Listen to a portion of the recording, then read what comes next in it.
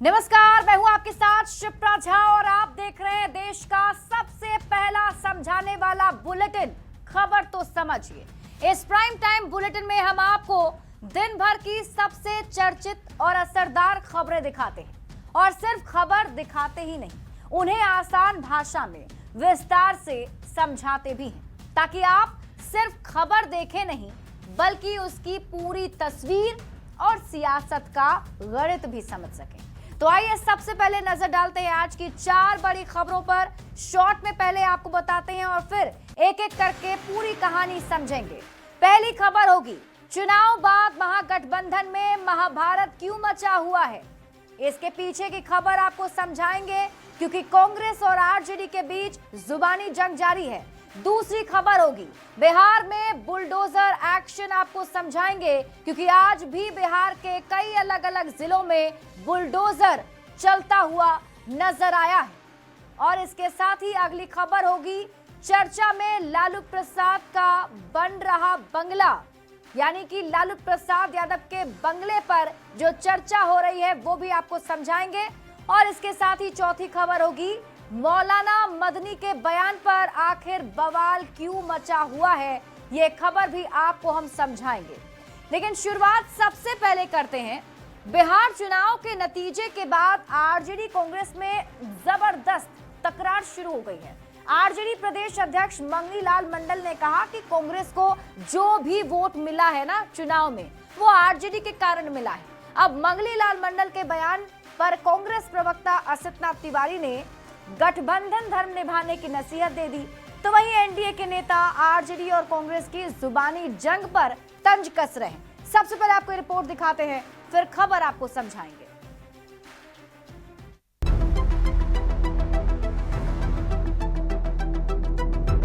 Vote जितना उनको मिला है, राष्ट्रीय जनता दल का वोट मिला है।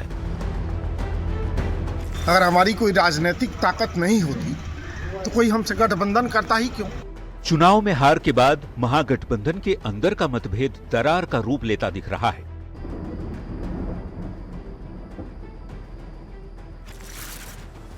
आरजेडी और कांग्रेस में जबरदस्त आरोप प्रत्यारोप का दौर शुरू हो गया है। कांग्रेस के अंदर तो एकला चलो की चर्चा तक भी होने लगी है। मेरा तो मानना है कि जनता चाहती है अलग लड़ना, लेकिन यह निर्णय हमारे आदरणीय खड़गे साहब राहुल गांधी जी लेंगे। तो वहीं आरजेडी के प्रदेश अध्यक्ष मंगनी लाल मंडल ने कह दिया कि कांग्रेस को जो भी वोट मिले वो आरजेडी के कारण ही मिले। मंगनी लाल ने कांग्रेस पर ऐसा क्यों कहा, दोनों दलों के बीच जुबानी जंग क्यों तेज हुई, वो भी बताएंगे। पहले सुन लीजिए मंगनी लाल मंडल ने क्या कहा। वोट जितना उनको मिला है, राष्ट्रीय जनता दल का वोट मिला है। जो वोट और अतिरिक्त मिला है वो राष्ट्रीय जनता दल के कारण मिला है।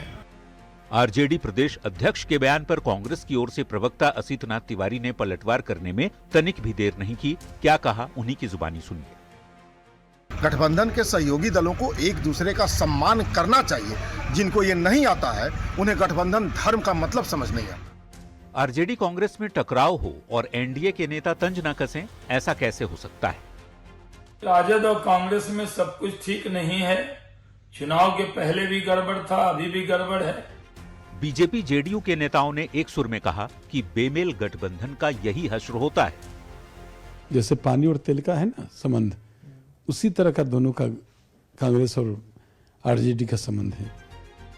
बिहार चुनाव के नतीजे के बाद तेज हुई आरजेडी कांग्रेस की तकरार कहां तक जाती है ये तो वक्त बताएगा। लेकिन ये फसाद तब शुरू हुआ जब कांग्रेस नेताओं ने अपनी समीक्षा बैठक के दौरान आरजेडी पर कांग्रेस के उम्मीदवारों को हरवाने का आरोप लगाया था, जिस पर मंगनी लाल मंडल ने पलटवार किया और बात बढ़ते बढ़ते यहां तक पहुंच गई।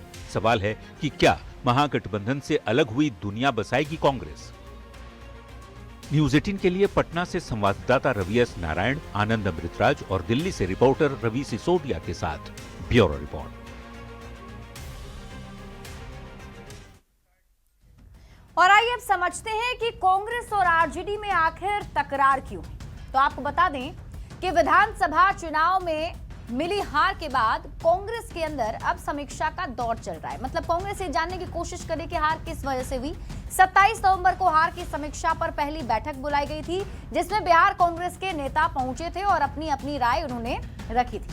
बैठक के बाद भी कांग्रेस के कुछ नेताओं की राय है कि बिहार में अब नए सिरे से कांग्रेस को बेस तैयार करना चाहिए, यानी कि अपने जो पुराना बेस कांग्रेस का रहा है बिहार में उसे पार्टी और मजबूत करे, अपने पुराने समीकरण पर फोकस करना चाहिए। ये राय कांग्रेस के नेताओं की है। तो 1990 के पहले कांग्रेस का जो एक बेस वोट बैंक बिहार में माना जाता रहा है, अगर हम उसकी बात करें जो सामाजिक समीकरण है तो मुस्लिम, दलित, भूमिहार और ब्राह्मण जैसी जातियां हैं। इसी वोट बैंक ने लंबे समय तक कांग्रेस को सत्ता दिलाई। अगर इन चारों जातियों की आबादी को बिहार में कुल अभी देखें तो आबादी 44% तक बताई जा रही है। अब आप समझिए कि कांग्रेस और आरजेडी में तकरार क्यों बढ़ रहा है। तो आपको बता दें कि कांग्रेस के अंदर अब अलग चलने की चर्चा शुरू हो गई है। मतलब कांग्रेस पार्टी अब बिहार में अकेले चले ये सोचा जा रहा है। जैसा कि खुद अजीत शर्मा ने बताया, कांग्रेस के कुछ नेता ये मानते हैं कि सहयोगियों से कोई फायदा कांग्रेस को हो नहीं रहा है।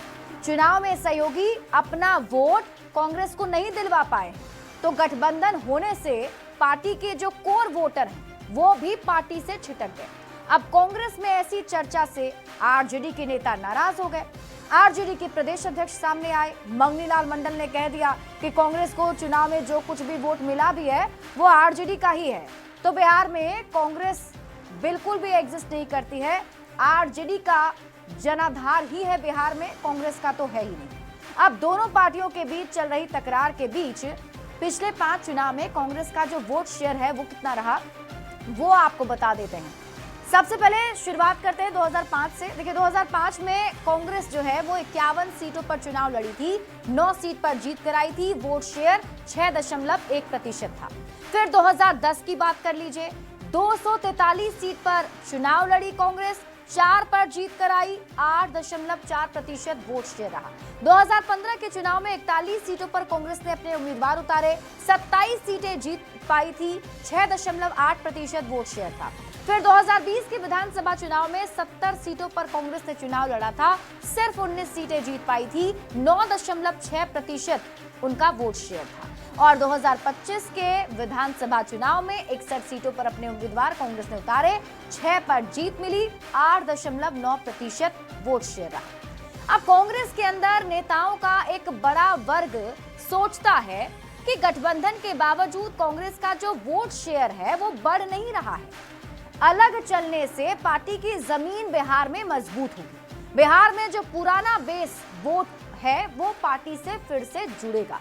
2029 से पहले बिहार में आत्मनिर्भर बने कांग्रेस पार्टी, ये सोच कांग्रेस के नेताओं की है और यही वजह है कि आरजेडी में इससे नाराजगी देखी जा रही है। बढ़ेंगे आगे और बात अगली खबर की। देखिए बिहार में शहर शहर बुलडोजर का एक्शन जारी है। कानून तोड़ने वालों पर पीले पंजे जो है वो कहर बरपा रहे हैं। बुलडोजर चलाकर सरकार अतिक्रमणकारियों को अब ये साफ संदेश दे रही है कि अब भी मौका है, सुधर जाओ। सबसे पहले आपको रिपोर्ट दिखाते हैं, फिर खबर आपको समझाएंगे।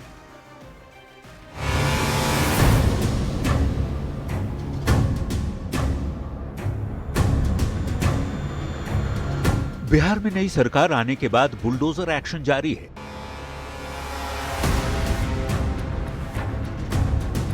कानून तोड़ने वालों पर करारा प्रहार किया जा रहा है।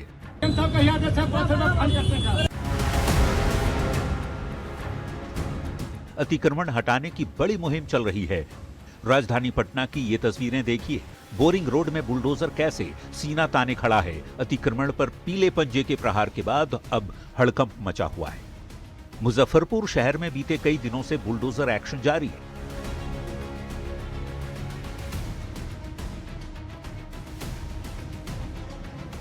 अतिक्रमण के खिलाफ लगातार अभियान के बाद शनिवार को लोगों का गुस्सा भड़क उठा। लोगों ने बुलडोजर के चक्के की हवा निकाल दी, ड्राइवर की पिटाई की और शीशे भी तोड़ दिए। हालात बिगड़ता देख पुलिस की टीम ने मोर्चा संभाला और दोबारा अतिक्रमण हटाने का अभियान शुरू हो गया। देखिए अतिक्रमण बहुत पुराना अतिक्रमण है तो थोड़ा बहुत विरोध तो होता ही है, ये एक्सपेक्टेड होता है, बट ये कंटिन्यू चलते रहेगा। अब जरा सीतामढ़ी की तस्वीरें देख लीजिए। किस तरह से बुलडोजर अपना मुंह खोले अतिक्रमण पर वार कर रहा है।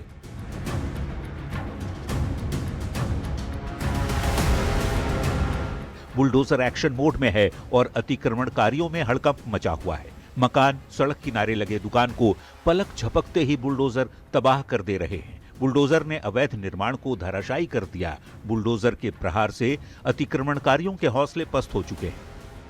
आरा शहर में भी कुछ ऐसी ही तस्वीरें दिखी। शहर को जाम से निजात दिलाने के लिए बुलडोजर एक्शन मोड में आ चुका है। भारी संख्या में पुलिस जवान के साथ शहर के गोपाली चौक से लेकर रामगढ़िया तक अतिक्रमण हटाओ अभियान चलाया गया। वैशाली में भी इंक्रोचमेंट ड्राइव चलाई जा रही है। शहर के जौहरी बाजार, त्रिमूर्ति चौक से लेकर रामाशीष चौक तक अभियान चलाया गया। सड़क किनारे बने अवैध दुकानों को बुलडोजर ने अपना शिकार बनाया।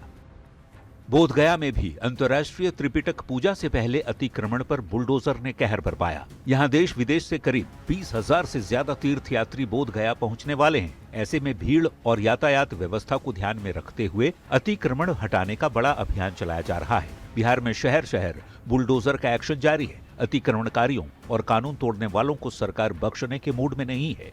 हर शहर में बुलडोजर सीना ताने अतिक्रमणकारियों पर ताबड़तोड़ वार कर रहा है। Bureau report, news 18। तो देखिए, बिहार में नई सरकार बनने के बाद बुलडोजर एक्शन की चर्चा काफी जोरों पर हो रही है। तो ऐसे में आइए बुलडोजर एक्शन को समझाते हैं कि बिहार में बुलडोजर का ये एक्शन आखिर क्यों चल रहा है। तो बिहार में शहर शहर बुलडोजर का एक्शन जारी है। तो ऐसे में सबसे पहले आप जानिए कि आज कहां-कहां ये बुलडोजर एक्शन देखने को मिला। मुजफ्फरपुर, सीतामढ़ी, आरा, वैशाली, बोधगया में आज ये पीला पंजा चला है। अब आप लोग के मन में ये सवाल उठ रहा होगा कि आखिर बिहार में क्यों चल रहा है बुलडोजर। तो आपको बता देते हैं, ये बुलडोजर एक्शन अतिक्रमण के खिलाफ चल रहा है। यानी सड़क पर अवैध कब्जा करने पर चलाया जा रहा है, वो भी कोर्ट से अनुमति मिलने के बाद चलाया जा रहा है। तो बिहार में बुलडोजर एक्शन के मायने अब आपको समझाते हैं। देखिए, अब अतिक्रमण करने वालों पर कार्रवाई होती रहेगी, ये साफ संदेश है। सड़क पर अवैध कब्जा बर्दाश्त नहीं किया जाएगा, ये संदेश लोगों को दिया जा रहा है। और अवैध कब्जा आप खुद हटा लीजिए, अगर नहीं हटाएंगे तो बुलडोजर एक्शन होगा। बुलडोजर के जरिए आपके अवैध अतिक्रमण को हटा दिया जाएगा।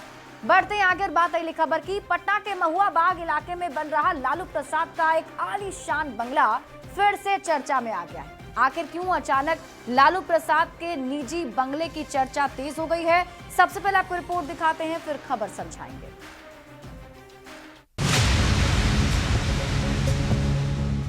राबड़ी देवी को 10 सर्कुलर रोड वाला सरकारी आवास खाली करने का नोटिस दे दिया गया है और विधान परिषद में नेता प्रतिपक्ष की हैसियत से 39 हार्डिंग रोड का बंगला अलॉट भी कर दिया गया है। इसके बाद से बिहार में नई बहस छिड़ गई है। लेकिन 10 सर्कुलर रोड खाली करने के पहले बिहार के सियासी गलियारे में कुछ सवाल तैर रहे हैं। सवाल ये कि क्या 10 सर्कुलर रोड का बंगला खाली करेंगी राबड़ी देवी? क्या 10 सर्कुलर रोड से 39 हार्डिंग रोड बंगले में शिफ्ट होगा लालू परिवार? इन सवालों के बीच आरजेडी अध्यक्ष लालू प्रसाद का बन रहा आलीशान निजी बंगला भी चर्चा में आ गया है और उसकी एक्सक्लूसिव तस्वीरें जो हैं वो हम आपको दिखा रहे हैं।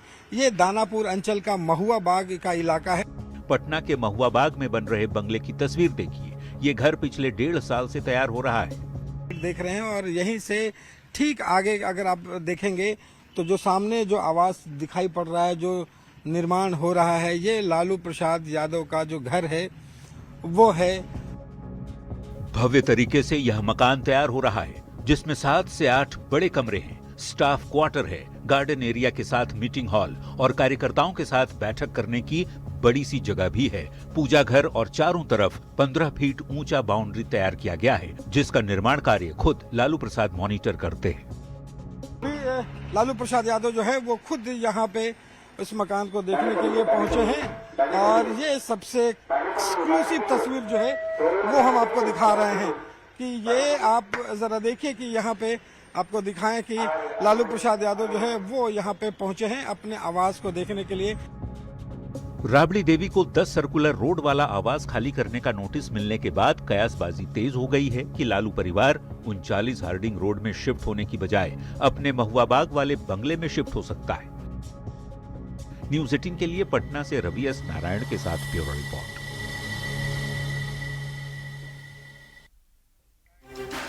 और आइए अब समझते हैं कि चर्चा में क्यों है लालू प्रसाद का महुआ बाग वाला बंगला। तो आपको बता दें कि राबड़ी देवी को पटना के 10 सर्कुलर रोड वाला सरकारी आवास खाली करने का नोटिस दिया गया है। मतलब उनसे कहा गया है कि अब वो आवास खाली कर दें और उन्हें दूसरा बंगला सरकार की तरफ से अलॉट कर दिया गया है। जो नेता प्रतिपक्ष होने के नाते उन्हें मिलना चाहिए, तो उन्हें दूसरा बंगला अब दे दिया गया है। राबड़ी देवी का पता यानी कि जो अब तक 10 सर्कुलर रोड रहा है, लेकिन अब जब उनका बंगला खाली करने को नोटिस भेजा गया है तो उनका फैसला जो है बदलाव होने जा रहा है उनके पते में। यानी कि अब राबड़ी देवी का सरकारी पता हो जाएगा 39 हार्डिंग रोड। अब तक पटना का 10 सर्कुलर रोड राबड़ी देवी का सरकारी आवास रहा। 16 जनवरी 2006 से 10 सर्कुलर रोड लालू परिवार का सरकारी पता है। 20 साल से 10 सर्कुलर आवास पर ही पूरा लालू परिवार रहता है। राबड़ी देवी के 10 सर्कुलर आवास से राजनीतिक गतिविधि संचालित होती है। सारे बड़े फैसले यहीं से लिए जाते हैं। 20 साल बाद आवास खाली करने के नोटिस की वजह से अब चर्चा काफी ज्यादा तेज हो चुकी है। राजनीतिक बदले से बंगला खाली कराने का आरोप आरजेडी की तरफ से सरकार पर लगाया जा रहा है। लेकिन अब आप सवालों के जरिए समझिए पूरा मामला। तो सवाल नंबर 1, क्या 10 सर्कुलर रोड का बंगला खाली करेंगे राबड़ी देवी? सवाल नंबर 2, 10 सर्कुलर रोड से 39 हार्डिंग रोड बंगले में क्या शिफ्ट होगा लालू परिवार? सवाल यह भी कि 10 सर्कुलर रोड से महुआ बाग वाले निजी बंगले में शिफ्ट होगा लालू परिवार? हालांकि वो सवाल हैं जो भी बिहार की राजनीति में उठ रहे हैं। बढ़ते आगे और बात अगली खबर की। जमीयत उलेमाए हिंद के चीफ मौलाना मदनी के बयान पर सियासी बवाल मचा हुआ है। मौलाना मदनी ने कहा जब जब जुल्म होगा तब तब जिहाद होगा। मौलाना मदनी के इसी बयान पर बीजेपी ने करारा जवाब दिया है। ये रिपोर्ट देखिए। जुल्म होगा तब तब जिहाद होगा। मैं इसको दोबारा कहता हूं, जब जब जुल्म होगा तब तब जिहाद होगा। ये उनको कहां से लग रहा है कि बिहार के मुसलमानों को दिक्कत है? बिहार के मुसलमान पूरी तौर से बिहार के अंग है, देश के अंग है, और ऐसे ही ताकतों के खिलाफ भारतीय जनता पार्टी और एनडीए लड़ रही है। और मुझे लगता है कि इस बार का मतदान विशेष रूप से बिहार के मुसलमान और देश के मुसलमानों का को ये संवाद कि आप अच्छे लोग हैं, ऐसे लोगों ने आपका बड़ा दुरुपयोग किया है, इनसे सावधान रहिए। मुसलमानों को दिक्कत होगी तो देश में जिहाद हो जाएगा। देखिए, इस तरह की धमकी देने वाला अपराधी प्रवृत्ति का ही व्यक्ति हो सकता है। ये कोई शरीफ आदमी ऐसा बात नहीं कर सकता। पूरे दुनिया में अगर मुस्लिम समाज के हमारे भाई बहन कहीं सबसे ज्यादा सुरक्षित हैं, सबसे ज्यादा सुविधा युक्त हैं, तो वो भारत है। अब आप खबर तो समझिए, मौलाना मदनी के बयान पर आखिर बवाल क्यों मचा हुआ है ये समझाते हैं आपको। देखिए, समझिए कि मौलाना मदनी ने आखिर अब तक कहा क्या क्या है। तो मौलाना मदनी की तरफ से कई सारे बयान दिए गए हैं जिस पर अब राजनीति काफी ज्यादा गर्मा गई है और जवाब भी करारा उन्हें मिल रहा है। मौलाना मदनी ने कहा कि इस्लाम के दुश्मनों ने जिहाद शब्द को बदनाम किया। जिहाद केवल हिंसा नहीं है, ये पवित्र कर्तव्य है। जब जब जुल्म होगा तब तब जिहाद होगा। मौलाना मदनी यही नहीं रुके। अपने भाषण में उन्होंने सुप्रीम कोर्ट पर, जो देश की सर्वोच्च अदालत है, उस पर भी टिप्पणी कर दी। उन्होंने कहा कि अदालतें सरकार के दबाव में काम कर रही है।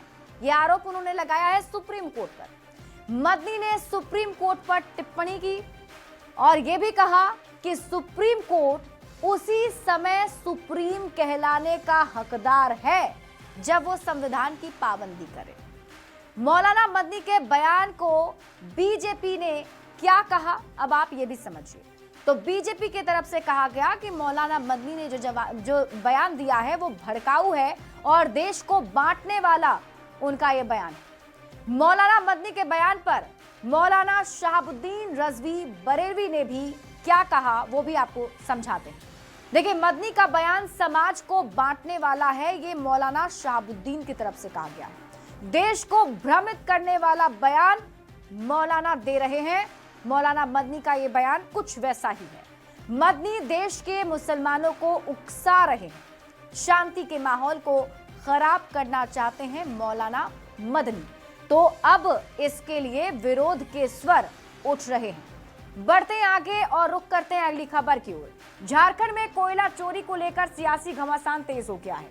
बाबूलाल मरांडी ने धनबाद में चल रहे कथित कोयला चोरी रैकेट पर सख्त कार्रवाई की मांग की, जिस पर जेएमएम ने ढुल्लू महतो का नाम लेते हुए चुनौती दी है। कोयला चोरी को लेकर सियासत,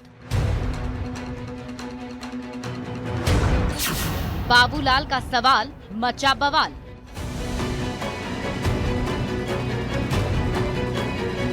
जी हां, झारखंड में कोयला चोरी को लेकर राजनीतिक बयानबाजी लगातार तेज होती जा रही है। बीजेपी के प्रदेश अध्यक्ष बाबूलाल मरांडी ने धनबाद में चल रहे कथित कोयला चोरी रैकेट पर सख्त कार्रवाई की मांग की। सोशल मीडिया एक्स पर पोस्ट कर लिखा, धनबाद में कोयला चोरी के खिलाफ जब से मोर्चा खोला है उसका व्यापक असर देखने को मिल रहा है। एक तरफ जहां कोयला माफियाओं में भय का माहौल पैदा हो गया है, वहीं दूसरी तरफ आम जनता का भरपूर समर्थन और आभार संदेश हमें लगातार मिल रहे हैं। लोग बता रहे हैं कि ईडी की कार्रवाई और हमारे खुलासे के बाद ये धंधा थोड़ा धीमा हुआ है। मैं वादा करता हूं कि मेरे द्वारा खुलासा करने से अगर चोरों में भय पैदा हुआ है तो आगे भी हम समय समय पर जानकारी जुटाकर ये खुलासा करते रहेंगे। बाबूलाल मरांडी के पोस्ट के तुरंत बाद जेएमएम ने एक कड़े बयान के साथ पलटवार किया। जेएमएम ने बीजेपी सांसद ढुल्लू महतो का नाम लेते हुए मरांडी को चुनौती दी। जेएमएम ने लिखा, ढुल्लू महतो नाम तो सुना ही होगा आपने, अगर आप में जरा सी भी हिम्मत है तो उंगली डालकर ही दिखा दीजिए। और इसी के साथ इस बुलेटिन में अभी के लिए बस इतना ही। आप देखते रहिए न्यूज़ 18 बिहार झारखंड।